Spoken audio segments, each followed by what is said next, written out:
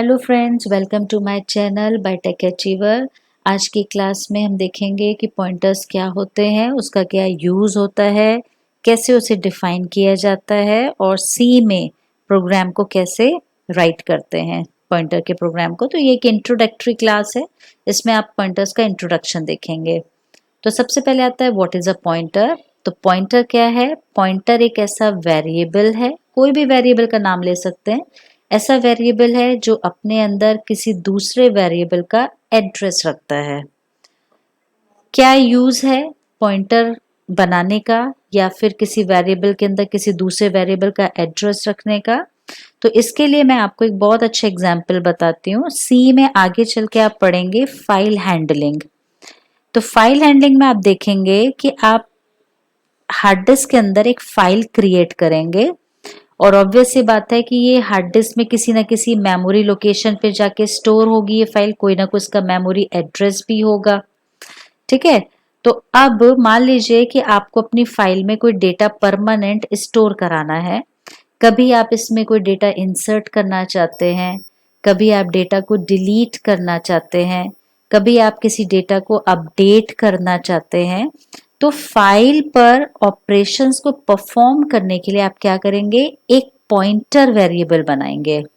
एक pointer variable बनाएंगे जो अपने अंदर क्या रखेगा? फाइल का एड्रेस रखेगा। अब पॉइंटर अपने अंदर जो चेंज करेगा वो चेंज जाके कहाँ पे इम्पैक्ट डालेगा? सीधा फाइल के अंदर। तो पॉइंटर ऐसे वेरिएबल्स होते हैं जो अपने अंदर किसी का एड्रेस रखते हैं और रन टाइम अगर पॉइंटर अपनी किसी भी वैल्यू में चेंज करता है तो वो चेंज डायरेक्ट उसके एक्चुअल वेरिएबल में जाके इम्पैक्ट करती है जिसका उसने अपने अंदर एड्रेस रखा हुआ है। अब देखते हैं कि पॉइंटर्स को डिफाइन कैसे किया जाता है। पॉइंटर को डिफाइन करने के लिए एस्ट्रिक साइन का यूज किया जाता है। तो एस्ट्रिक और पॉइंटर वेरिएबल का नेम, तो पॉइंटर वेरिएबल का नाम आ जाएगा। अब पॉइंटर का डेटा टाइप क्या लगेगा डिफाइन करते समय?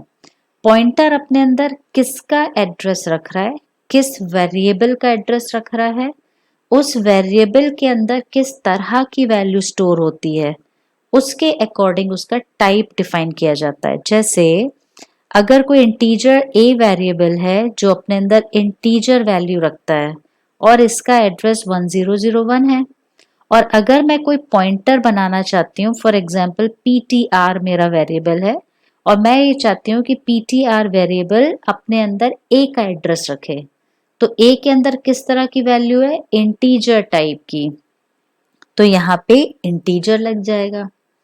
अगर ए हमारा कैरेक्टर टाइप का होता, यानी इसके अंदर कैरेक्टर टाइप की वैल्यू स्टोर होती, तो आप कैरेक्टर टाइप का पॉइंटर बनाते।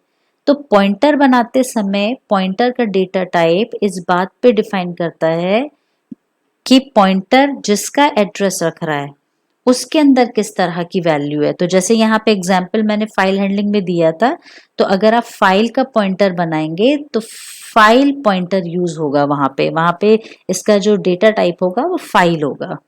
ठीक है। अब एक सी में प्रोग्राम देखते हैं कि पॉइंटर का एक छोटा सा प्रोग्राम बनाते हैं जहां पे पॉइंटर का यूज देखेंगे। तो सबसे पहले हैश इंक्लूड stdio.h और void main। मैं यहाँ पे एक वेरिएबल ले रही हूँ इंटीजर a जिसकी वैल्यू है 2 और इसका एड्रेस मैं एक p वेरिएबल में स्टोर कराऊंगी, डिफाइन करेंगे एस्ट्रिक साइन से। और यहाँ पे इनिशियली मैं बता देती हूँ कि मेरा जो पॉइंटर है वो नल है। जब आप इस तरह से डिफाइन कर देते हैं तो इसका ये नल पॉइंटर कहलाता है, इसको नल पॉइंटर बोला जाता है, नल पॉइंटर। और नल पॉइंटर की जो डिफॉल्ट वैल्यू होती है वो हमेशा 0 होती है। तो ये रिकमेंडेड होता है कि जब भी आप पॉइंटर डिफाइन करें तो इनिशियली आप उसको हमेशा नल डिफाइन करें। अब p वेरिएबल के अंदर आपको क्या रखना है? अब यहाँ पे हम इनका यूज देखेंगे, एड्रेस ऑफ ऑपरेटर का। तो p के अंदर एड्रेस ऑफ a जाएगा।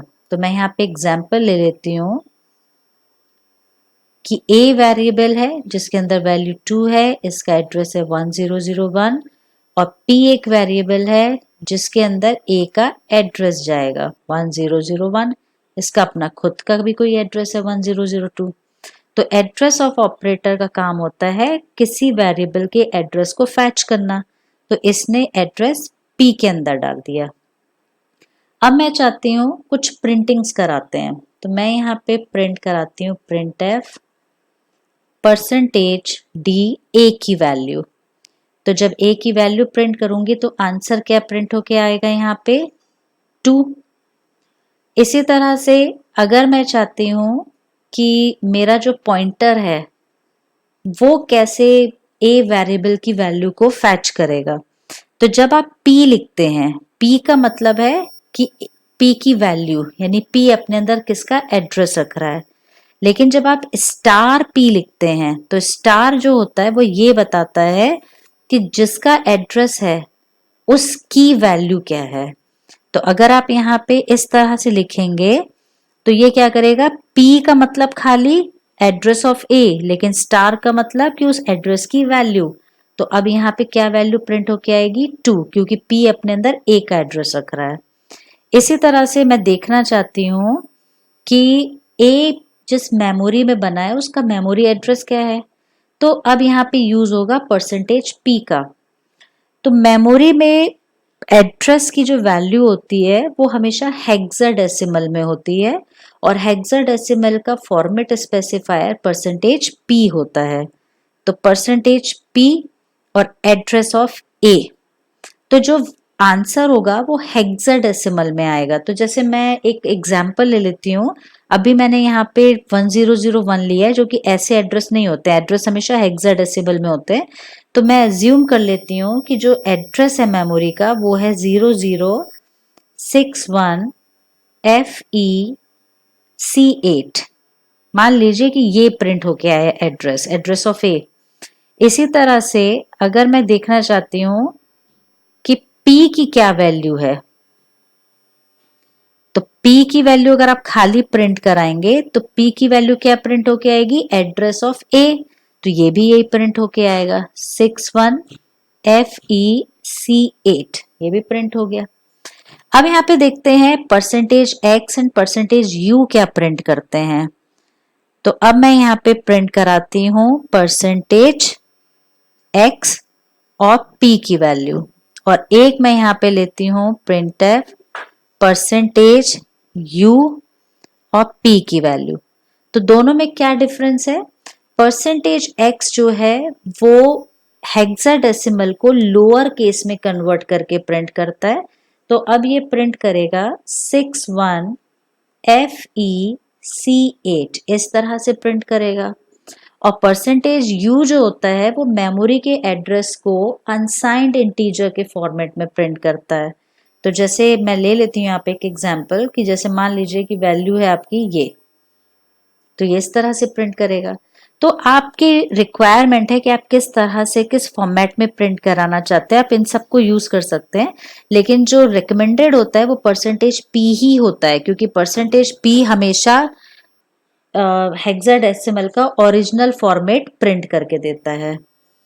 अब यहाँ पे एक और यूज देखते हैं कि पॉइंटर अपने अंदर a की वैल्यू में किस तरह से रन टाइम चेंज करेगा। अगर मैं यहाँ पे पॉइंटर में कोई वैल्यू चेंज कर देती हूँ, तो मैंने यहाँ पे लिखा है p, अगर मैंने फिर बता रही हूँ p अगर खाली लिखते हैं तो मतलब आप एड्रेस की बात कर रहे हैं, लेकिन अगर आप स्टार लगा देते हैं तो स्टार का मतलब है कि p के एड्रेस की वैल्यू। तो अगर आपने $p50 किया है तो ये किसकी वैल्यू चेंज हो जाएगी, एक्चुअल वेरिएबल की जिसका एड्रेस वो रखा हुआ है।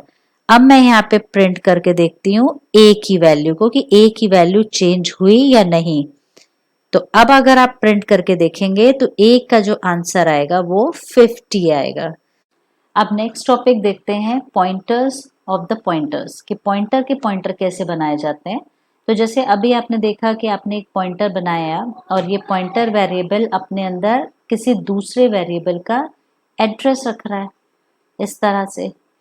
तो अब यहाँ पे अगर आप यहाँ 2 बार स्टार लगा देते हैं कोई आपने एक और वेरिएबल बनाया है स्टार स्टार P1, तो इसका मतलब है कि ये एक ऐसा पॉइंटर है जो अपने अंदर किसका एड्रेस रख रहा है, किसी पॉइंटर का।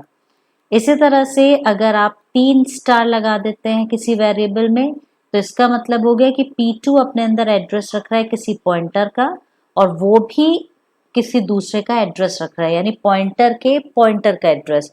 तो इस तरीके से आप कितनी भी लंबी चेन बना सकते हैं पॉइंटर का पॉइंटर क्रिएट करके। तो ये इस चैप्टर में आपने पढ़ा कि पॉइंटर्स को किस तरह से इम्प्लीमेंट किया जाता है, किस तरह से परसेंटेज U, X और P की हेल्प से आप उसके मेमोरी एड्रेसेस को प्रिंट करा सकते हैं, और किस तरह से वेरिएबल्स में रन टाइम चेंजेस होते हैं पॉइंटर की हेल्प से। तो आई होप ये वीडियो आपको पसंद आया होगा। So please do like, share and subscribe. Thanks for watching.